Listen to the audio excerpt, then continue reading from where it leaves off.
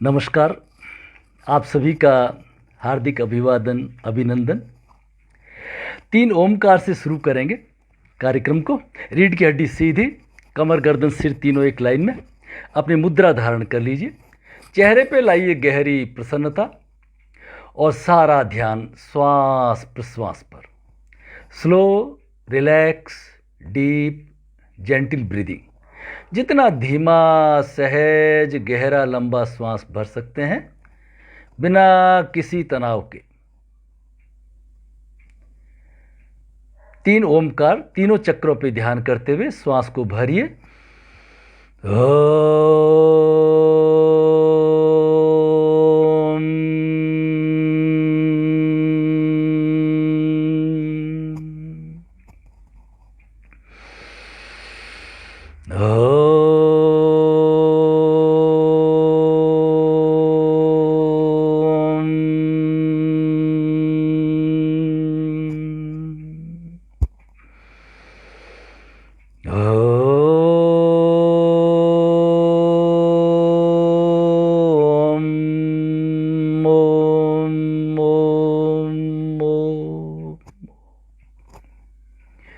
ओमकार की कंपनों को अनंत में विलीन होता हुआ महसूस कीजिए।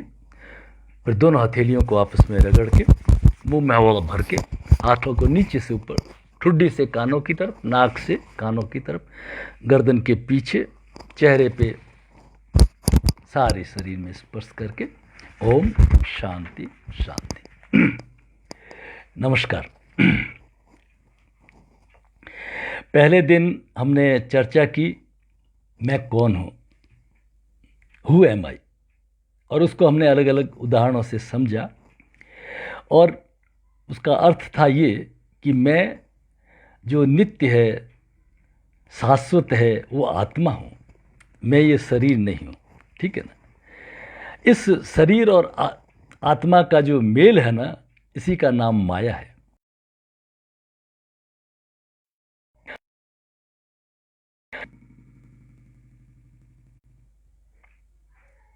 कि इस माया से कैसे छूटे, ये जो बंधन है ना, तो स्वामी विवेकानंद कहते हैं महर्षि पतंजलि के दूसरे अध्याय के 25वें श्लोक को समझाते हुए, है ना, every man is a potentially divine.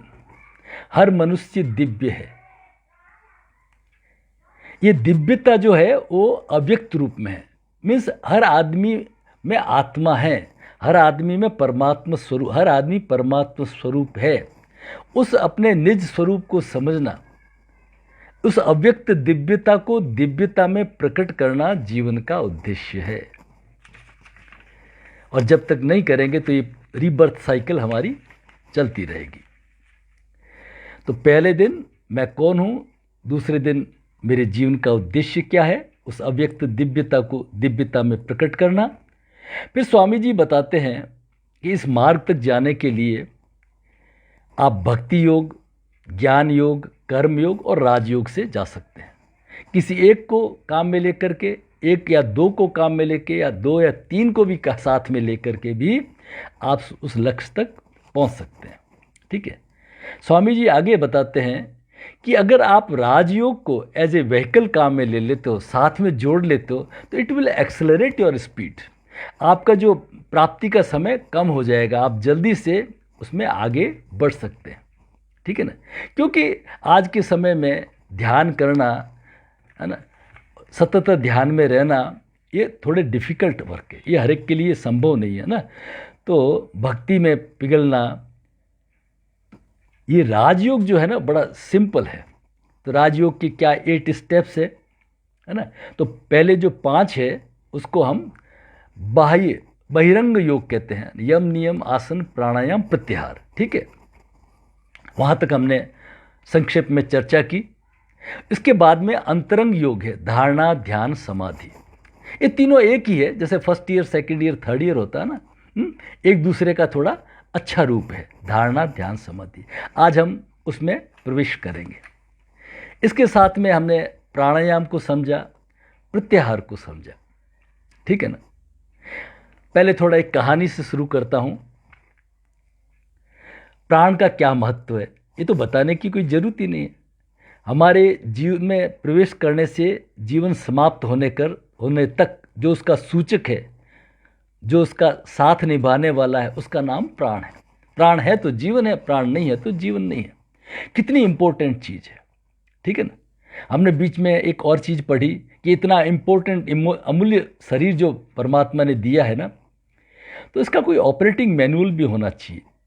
तो हमारे जो शास्त्र है, गीता, पतंजल योग दर्शन, शिव स्वरोदय, ये कुछ ग्रंथ है ना, ये हमारे ऑपरेटिंग मैनुअल है। ये हमारे जीवन को सही दिशा देते हैं। तो अब आता है प्राण। प्राण बहुत इम्पोर्टेंट है, इसमें कुछ चर्चा की जरूरत ही नहीं है। जापान के एक टापू पर रेत के ऊपर एक 14-15 साल का बौद्ध भिक्षु बैठा हुआ है और उसके चारों तरफ 4-5 साल के छोटे छोटे बच्चे बैठे हुए हैं और कुछ चर्चा कर रहे हैं। तो उस अंग्रेज पत्रकार को बड़ा कौतूहल हुआ मन के अंदर कि ये क्या बात कर रहे हैं ऐसी। तो उसने जाकर के पूछा उस भिक्षु को, भैया आप क्या कर रहे हो।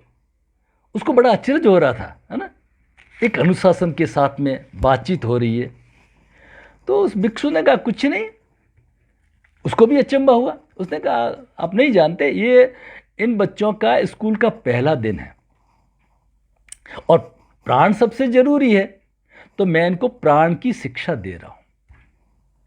उस अंग्रेज को बड़ा अचंभा हुआ। उसके चेहरे को देख करके वो भिक्षु कहता है, तो फिर आपके यहाँ क्या पढ़ाते।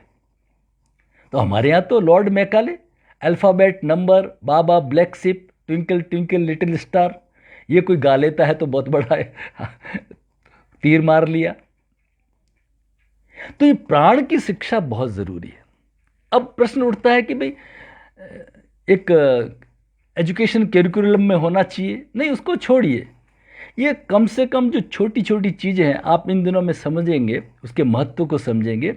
प्राणायाम, ध्यान, स्वर योग, ये बहुत छोटी छोटी चीज़ें हैं, ये हमारे जीवन को बहुत ही आसान बना देती है, बहुत ही आसान बना देती है ना। जीने का एक आनंद आ जाता है, एक स्वस्थ जीवन, एक प्रसन्न जीवन, फिजिकली, सोशली, स्पिरिचुअली, है ना, मेंटली, इंटीग्रेशन ऑफ ऑल। तो इसकी हमें एज ए पेरेंट्स ये शिक्षा देनी चाहिए, बताना चाहिए प्राणायाम के वगैरह के बारे में, ठीक है ना। तो अब हम प्रवेश करते हैं धारणा में। धारणा क्या है।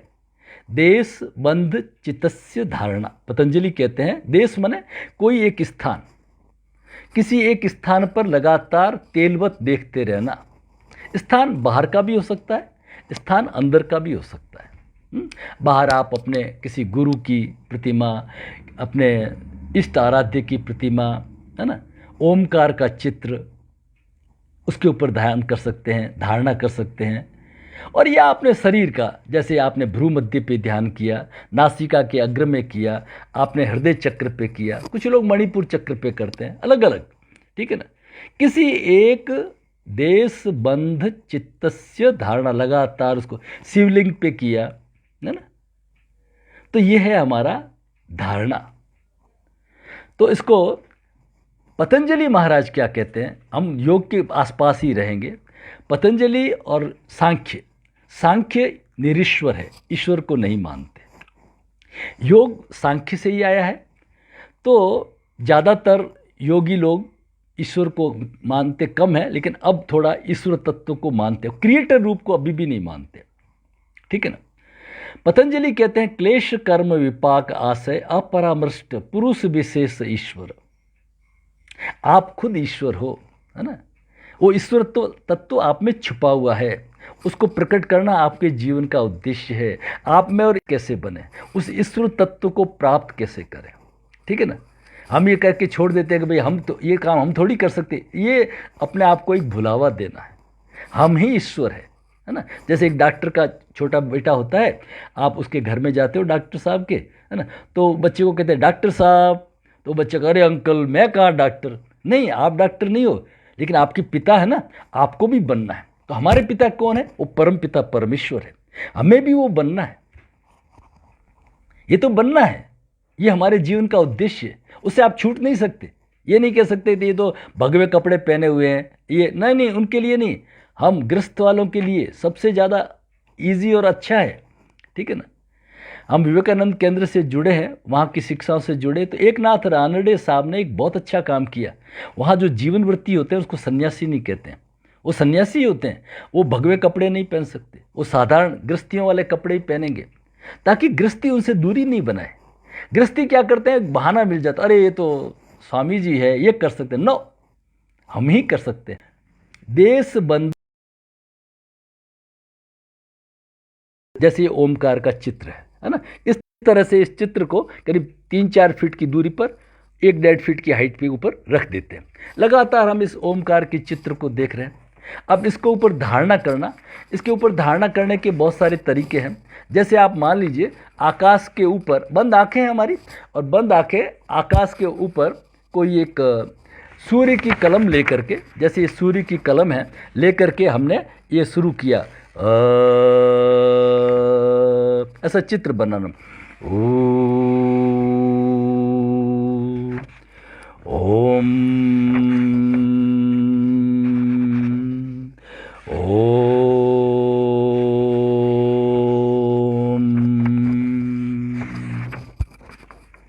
जो हमने प्रत्याहार में समझा ना कि सबको काम देना है। हमारी इंद्रियां जो एक्सट्रोवर्ट है ना, आप आंखें बंद कर लिया आपने, अब मन आपका भाग रहा है तो आपने साउंड दे दिया उसको, ओमकार की साउंड दे दी, ठीक है ना, मन को एक उद्देश्य दे दिया, है ना, और इस तरह से अपने इंद्रियों को एक साथ करके ये ओमकार धारणा, इसे ओमकार धारणा में हम इससे आगे बढ़ सकते हैं, है ना। जैसे हम एक शिवलिंग है, शिवलिंग के चित्र के ऊपर को लगातार देख रहे हैं, और थोड़ी देर में क्या होता है कि हम शिवलिंग के नीचे आ जाते हैं, ध्याता और ध्येय एक हो जाते हैं। जब ध्याता और ध्येय एक हो जाते हैं उसको कहते हैं ध्यान। तत्र प्रत्येक तानता, तत्र प्रत्येक तानता ध्यानम, तो वो फिर ध्यान बन जाता है, और फिर ये दिन भर सतत ये स्थिति बनी रहे, उसी का नाम समाधि है, ठीक है। तो ध्यान क्या है, संक्षेप में, वर्तमान में जीना। मन क्या है हमारा, मन एक घड़ी के पेंडुलम की तरह है, बीच में नहीं टिकता है, या तो पास्ट में जो दुखद घटनाएं उनके, या भविष्य की चिंता, इनमें डोलता रहता है। वर्तमान में बहुत सुख है अभी, है ना, पंखा चल रहा है, अच्छी हवा है, अच्छा मौसम है, अच्छे आराम से बैठे हैं, नहीं पास्ट में जो भी प्रॉब्लम्स रही है वो तो निकल चुकी, नहीं उधर दौड़ता रहता है। तो और या फ्यूचर में अब क्या होगा, हम अभी अच्छे कर्म कर रहे हैं तो अच्छा ही होगा, ठीक है ना, उसमें डोलता रहता है। इसलिए हमारे यहाँ हर वक्त कहते रहते हैं ध्यान से करना, गाड़ी ध्यान से चलाना। इसका मतलब क्या है, एक संक्षेप के अंदर जहाँ हमारा फिजिकल बॉडी है वहाँ हमारा मेंटल रहे, मेंटल स्थिति रहे। मन और शरीर को, प्रारंभिक स्थिति क्या है इसकी, शुरू की स्थिति मन और शरीर के संयम, जहाँ पे हम शरीर रूप से रहे वहाँ हम मन रूप से भी रहे। गाड़ी चला रहे हैं और मन में किसी से झगड़ा कर रहे हैं तो क्या होगा, एक्सीडेंट होगा। तो दोनों को एक साथ करना, तो हर वक्त हम ये कहते रहते हैं कि भाई ये ध्यान करना। तो मन क्या है, mind is a conglomeration of thoughts, विचारों के समूह को क्या कहते हैं, हम मन कहते हैं, ठीक है ना। तो अब होता क्या है, ये विचार कैसे हैं और ये विचार कैसे प्रभावित करते हैं, कौन कौन से विचार क्या प्रभावित करते हैं, इन चीज़ों को थोड़ा समझना है, ठीक है। दुर्योधन क्या कहता है, जानामि धर्मम न च मे प्रवृत्ते, जानामि अधर्मम न च मे निवृत्ते।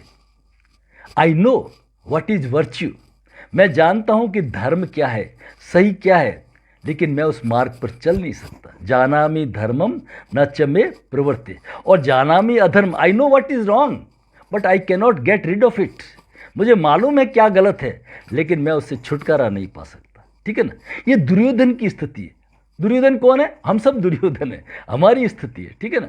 अर्जुन क्या कहता है, अर्जुन कहता है अथ केन प्रयुक्तम पापम चरति पुरुष, बहुत अच्छा गीता का श्लोक है, अथ केन प्रयुक्तम पापम चरति पुरुष अनिच्छिन्नपि वार्ष्णेय बलादीव नियोजित। ये अर्जुन, ये वार्ष्णेय, ये कृष्ण, ये वार्ष्णेय, ये बताइए ये बलपूर्वक मन को कैसे हर लेता है। मन नहीं चाह रहा है उस गलत प्रवृत्ति के अंदर पड़ने के लिए, अनिच्छिन्न अपि वार्ष्णेय, बलादीव नियोजित, बलपूर्वक उसको उसमें नियोजन कर लेते हैं, बलपूर्वक उसको धारण कर लेते हैं। अथ केन प्रयोक्तम पापम चरति, ये जो मनुष्य ना कैसे पाप आचरण में लग जाता है। जानामि धर्मम न च मे प्रवृत्ति, जान रहा है वो, और जानामि अधर्मम न च मे निवृत्ति, I know but I cannot get rid of it. ठीक है ना। तो ये जो है इसमें बाधाएं क्या है, इसका प्रपंच क्या है। योग में कहते हैं पंच क्लेश, प्रपंच, पंच क्या है, अविद्या, अस्मिता, राग, द्वेष, अभिनिवेश, पंच क्लेशा, इसको अपन चर्चा करेंगे। षड रिपु कहा है हमारे शास्त्रों में, काम, क्रोध, मोह, मद, लोभ, मत्सर, है ना, ये षड रिपु है। जब तक इसके ऊपर हम थोड़ा थोड़ा वर्क नहीं करेंगे ना, तो ध्यान में प्रवृत्त नहीं हो सकते। बस यही बाधा है। ध्यान सब बताते हैं, ध्यान सब सिखाते हैं, लेकिन ध्यान लगता नहीं है, क्योंकि मन तो भटक जाता है। तो हमें इन चीज़ों के ऊपर ज़्यादा काम करना है। जो प्रपंच है 5, है ना, जिससे राग द्वेष सब बनता है ना, और ये षड रिपु है जिसको 6 हमारे दुश्मन कहे गए हैं ना, षड रिपु, काम, क्रोध, मोह, मद, लोभ, मत्सर, है ना, ये 6 षड रिपु। तो इनको कैसे समझ करके, ज्ञान से इसको कैसे समझ करके हम आगे बढ़ेंगे। ठीक है ना। तो अब हम क्या करते हैं इसके अंदर, सबसे पहला पतंजलि महाराज क्या कहते हैं। हम तो पतंजलि के शिष्य हैं, तो पतंजलि महाराज से पूछते हैं। पतंजलि महाराज से कुछ भी पूछें, कुछ भी पूछिए आप, तो एक ही उत्तर देते हैं, तस्य वाचक प्रणव, Om is a representative of God, है ना। ये जो ओम है ना, ये इट रिप्रेजेंट्स टू गॉड। जब आप हजारों लोगों में एक आवाज लगाते ओम, तो ओम नाम का लड़का सुनता है, लाइक दैट। ये ईश्वर का बोधक नाम है। ओम क्या है, तस्य वाचक प्रणव, ये ओमकार जो है ये ईश्वर का बोधक नाम है। तो क्या करें, कोई घंटा बजाएं, आरती करें, अगरबत्ती करें, मंत्र जाप, नहीं नहीं नहीं नहीं, तद जप तद अर्थ भावनम, जप करिए, बार बार दोहराइए, जप ना दोहराइए दोहराइए दोहराइए दोहराइए, उसके अर्थ को समझते हुए। क्या है ओम, इस सारी सृष्टि की उत्पत्ति का, जो क्रिएशन का जो कारण है, रोम रोम में, जर्रे जर्रे में, चर और अचर में जो वाइब्रेशन है, फ्रीक्वेंसी है, वो ओम है। सूर्य के ऊपर, जंगलों में, पर्वतों में, पानी के झरनों में, सब में, चर और अचर में जो संगीत है, जो फ्रीक्वेंसी है, वो ओम है ना। अब इसको आगे हमें समझना है ना। तो साधारण अर्थों में नाभि से जो नीचे का शरीर है उसको अ का क्षेत्र मान लिया गया, ब्रह्मा है।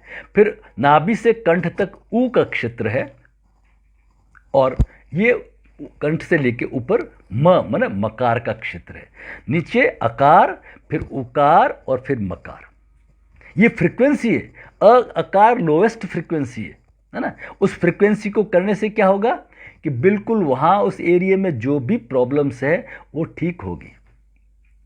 इस दुनिया में आप समझने की कोशिश करना, कुछ भी सॉलिड लिक्विड गैस नहीं है। जो नोबेल लॉरियट्स था फिजिक्स का, जिसने पदार्थ पे बहुत खोज की, उसको कहा पदार्थ के ऊपर खोज करने का, तो उसने कितनी 35 साल की खोज के बाद में क्या पाया, कुछ भी नहीं है।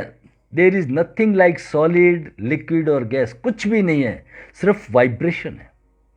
और 5000 साल पहले महात्मा बुद्ध ने, और उससे पहले हमारे शास्त्रों में महात्मा बुद्ध कहते हैं प्रकंपनो प्रकंपनो, एवरीथिंग इज वाइब्रेशन, है ना। साइंस और हमारे अभी तक एटम और मॉलिक्यूल पे रुका हुआ था, उसके बाद में इलेक्ट्रॉन, प्रोटॉन, न्यूट्रॉन, फिर उसके बाद में वेव्स, है ना, तरंगे। मेरी तरंगे आप तक 7 समुद्र पार पहुंच रही है ना।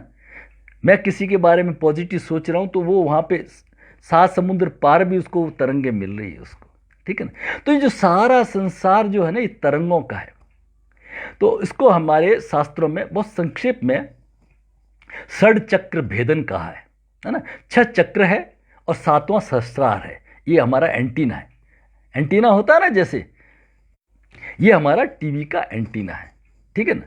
तो अब क्या करेंगे कि जैसे ही हमारे इस परमात्मा का जो शरीर है दिया हुआ, ये बॉडी है, इंस्ट्रूमेंट है ना, ये इसको हम अकार उकार मकार तद जप, इससे ट्यून करेंगे। इसको ट्यून करेंगे तो वो कॉस्मिक एनर्जी, एंटीना जो है ना, ये कॉस्मिक एनर्जी से जुड़ जाएगा due to resonance of frequency. देखिए पुराने रेडियो में आपने देखा है क्या करते थे, एक ऐसा कंडेंसर होता था, बाहर एक नॉब लगी रहती थी जिससे कंडेंसर से ट्यून करते थे। जो फ्रीक्वेंसी आपने यहाँ सेट की है 25 मीटर, तो बहनों और भाइयों वो श्रीलंका लग जाता था, है ना। 49 मीटर बैंड पर तो विविध भारती लग जाता था, 31 मीटर बैंड पे ऑल इंडिया रेडियो लग जाता था, लगता था ना। ये जो फ्रीक्वेंसी है यहाँ, वो फ्रीक्वेंसी कहीं पे भी आकाश में है तो उसको रिजोनेंस को, due to resonance of frequency, उसको कैच कर लेता है। ये इसका फ्रीक्वेंसी का नियम है।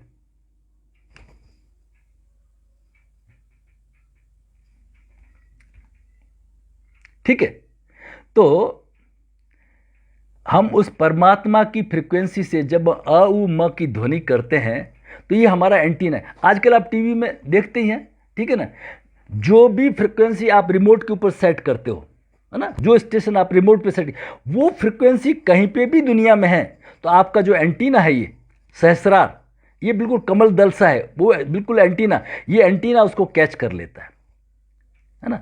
और उससे क्या होता है, हम फुल्ली चार्ज हो जाते हैं। एक साधारण, एक नरेंद्र विवेकानंद बन जाता है, एक साधारण सा आदमी बाबा रामदेव बन जाता है, करोड़ों लोगों को प्रेरित कर रहा है। देखिए आप बाबा रामदेव जी को, आप, है ना, न कोई चेहरा है, न मोहरा है, न कोई फैमिली बैकग्राउंड है, न कोई जैक है, न कोई चेक है, न कोई एजुकेशन है विशेष, कुछ भी नहीं है ना। करोड़ों लोगों को इंस्पायर कर रहे हैं ना। तो ये किससे, ताकत क्या है, योग। नरेंद्र मोदी जी पूरे विश्व में छाए हुए हैं, ताकत क्या है, योग बल है। ठीक है ना। आपने सुना होगा केजरीवाल जब आया था तो मफलर लपेटे रहता था, तो मोदी जी ने उसको कहा कि मेरे गुरुजी है बेंगलोर में, वहाँ जाओ, है ना। तो वहाँ तो नहीं गया, जिंदल ग्रुप में गया। कहाँ आजकल मफलर लगाना पड़ता है, नहीं तो उसका जुकाम सर्दी कभी मिटता ही नहीं था। ये योग का प्रभाव है। योग आपकी क्रिएटिविटी को बढ़ा देता है। ठीक है, तो अभी हम इतना ही लेंगे कि जब हम ये ओमकार का मंत्र चलेगा हमारा, तो हम उससे कनेक्ट हो जाएंगे। मन क्या करता है, मन, ये मंत्र क्या करता है, ओमकार का मंत्र, मंत्र भी एक थॉट है, नहीं, मंत्र एक थॉट नहीं है। विचार जो है ना, जब भी आप कोई विचार करेंगे तो वो उसको आगे बढ़ाएगा उसको। मन क्या है, उदासीन है। मन क्या है, उदासीन है। ये थॉट कल्चर को डिस्टर्ब नहीं करता है। ठीक है, तो हम क्या करेंगे, एक मंत्र ले लेंगे, जैसे हमने ओमकार का मंत्र ले लेंगे। तो मन क्या है, मननात् त्रायते इति मंत्र, जो मन को तारे, है ना, जो मन को तारे वो मंत्र है। मंत्र क्या है, जो विचार है वो भावनाएं पैदा करता है, और मंत्र उदासीन है, ये फिर नया थॉट पैदा नहीं करता हमारे अंदर। ठीक है ना। तो आज हम क्या करेंगे, आज हम यहाँ पे ध्यान करेंगे। ठीक है ना।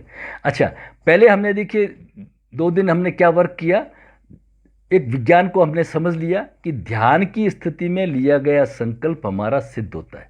जो आप जीवन में पाना चाहें, जिसको अल्फा स्टेट कहते हैं, उस अल्फा स्टेट के अंदर जो भी आप सोचोगे वो आपको मिलेगा, वो आपका होके रहेगा। तो कोई भी आपने चीज़ सोची, जैसे अपने पहले दिन सोचा था मैं पूरे दिन प्रसन्नचित्त, पूरे दिन ऊर्जावान रहूँगा, रहूँगी। ठीक है ना। फिर दूसरे दिन हमने उसके ऊपर अनुसंधान किया, पूरा इंट्रोस्पेक्शन किया, रेट्रोस्पेक्शन किया कि हमारा मन कहाँ कहाँ पे प्रसन्न नहीं रहा, तो उस गलती को सुधारा। फिर वापस हमने वही लिया, मैं पूरे दिन प्रसन्न। तो इस तरह से तो आज हम ध्यान में जाएंगे। और मैं क्या, एम्स के स्टूडेंट्स वगैरह होते हैं ना, वो बोले सर हमारे पास में ध्यान के लिए कहाँ समय। तो मेरे जितने मॉड्यूल्स हैं उसमें विदाउट इन्वेस्टमेंट ऑफ टाइम ही करते हैं। मैं उल्टा टाइम सेव करने की बात करता हूँ। हमारे दिन की शुरुआत कहाँ से होती है, रात से। रात, तो रात अगर हम अच्छी नींद आ गई तो दिन अपने आप अच्छा होगा। ठीक है ना। तो कोई भी व्यक्ति होता है जब सोता है, सिर को तकिए पे रखता है, तो 15-20 मिनट तो किसी को ऑलमोस्ट नींद नहीं आती। ठीक है ना। तो मैं उनको कहता हूं आप सिर्फ 3 मिनट का ओमकार मेडिटेशन करना है। जैसे ही सिर को तकिए पे रखेंगे 3 मिनट का ओमकार मेडिटेशन करना है। पहले मिनट में आप समझ लीजिए प्रोसीजर को। पहले मिनट में सस्वर पूरी आवाज़ के साथ में गुंजा दीजिए कमरे को, कोई झिझक मत रखिए, पूरे कमरे को ओम ओम इस तरह से गुंजा दीजिए। दूसरे में उपांशु धीमा,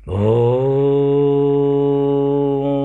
ओम ओम ओम।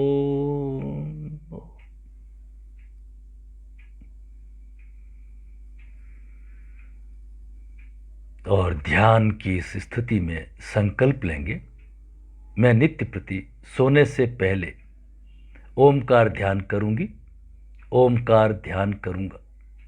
जैसे ही सिर को तकिए पे रखा, आज से नियमित निरंतर ओमकार ध्यान, ओमकार ध्यान।